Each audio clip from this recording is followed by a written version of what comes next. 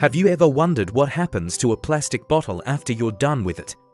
It's a simple question, but the answer tells a story that affects us all. Today, we're going to follow one such bottle on an incredible, eye-opening journey. It starts here, on a busy city street. Cars rush by, people are going about their day, and on the sidewalk lies a single, empty plastic bottle.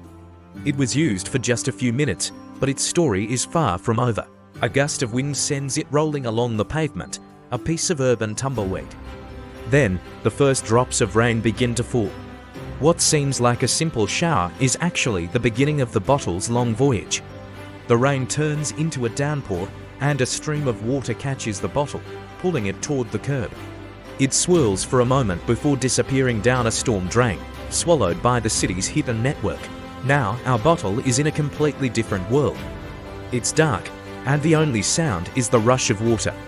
It tumbles through a labyrinth of concrete pipes, joining a torrent of rainwater, street debris, and countless other pieces of forgotten trash. This is the city's circulatory system, designed to move water away. But it's also an unintended highway for pollution. The bottle bumps against other plastics, bags, wrappers, straws, all on the same one-way trip. It travels for miles beneath the bustling streets, unseen and forgotten.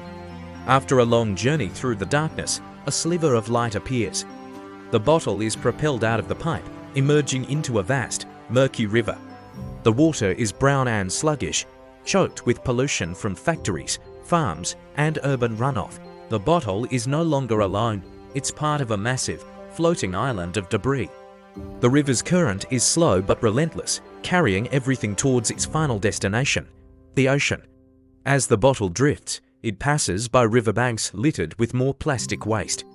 You can see wildlife struggling to navigate this synthetic soup. A bird mistakes a colourful bottle cap for food. A fish gets tangled in a plastic bag. It's a silent, slow-motion disaster unfolding every single day. The river water gradually becomes saltier as it nears the coast. Our bottle bobs past coastal towns and fishing boats, a tiny, insignificant part of a growing problem. Finally, it crosses the threshold where the river meets the sea. It's now officially in the ocean, caught in the powerful global currents. Days turn into weeks, weeks into months. The bottle drifts across thousands of miles of open water, carried by the vast oceanic gyres. It's now in a place infamous around the world, the Great Pacific Garbage Patch. This isn't a solid island of trash you can walk on, but a massive, diffuse soup of plastic debris, stretching for hundreds of thousands of square miles. Our bottle is now one of trillions of pieces of plastic, swirling in a vortex of waste. The sun beats down on it, the salt water corrodes it, and the relentless waves smash it against other debris. Under this constant assault, the bottle begins to change. It doesn't biodegrade like natural materials. Instead, it photodegrades, it becomes brittle and starts to break apart. First, it fractures into smaller pieces. Then, those pieces break down further and further until they become what we call microplastics, tiny fragments, less than 5 millimeters in size. These fragments are almost invisible, but they are incredibly dangerous. These microplastics mix with plankton, the very base of the marine food web. Tiny fish and krill mistake these plastic particles for food. They eat the plastic, but they can't digest it. The plastic fills their stomachs, leaving no room for real food, and they starve. But the problem doesn't stop there. A larger fish eats that small fish, absorbing the plastic into its own body. Then a bigger fish eats that fish, and so on, all the way up the food chain. The toxins in the plastic accumulate at each level, a process called biomagnification. This means top predators like dolphins, seals, and even whales can end up with dangerously high levels of plastic-associated toxins in their bodies. Our single bottle has become a source of poison, infiltrating the entire ecosystem.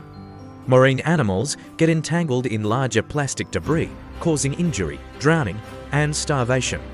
Sea turtles mistake plastic bags for jellyfish, their primary food source, with fatal consequences. It's a bleak picture, isn't it? A single bottle, thoughtlessly discarded, contributing to a global crisis.